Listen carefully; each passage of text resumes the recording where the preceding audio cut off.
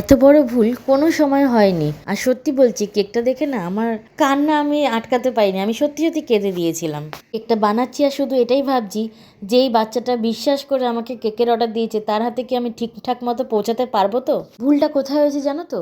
এই কেকটা বানাতে গিয়ে আমি দেখছি আমার ক্রিমটা একদমই মেল্ট হয়নি। তো ক্রিম যখন আমার একদম ফ্রোজেন ছিল, সেই অবস্থায় আমি ক্রিমটাকে বিট করা শুরু করি। আর তাতে কি হয়, ক্রিমটা ঠিকঠাক মতো সেট হয়নি আর ক্রিমটা নরম হয়ে গেছিল। ক্রিমটা দিয়ে যখন কাজ করা শুরু করেছিলাম তখন অতটা বুঝতে পারিনি। ক্রাম কোটিং করার পরে ফ্রিজে যখন রেখেছি, যখন ফাইনাল কোটিংটা করছি তখন আর ক্রিমের লোড নিতে পারছে না। কেকটাও কেমন যেন বেঁকে গেছে।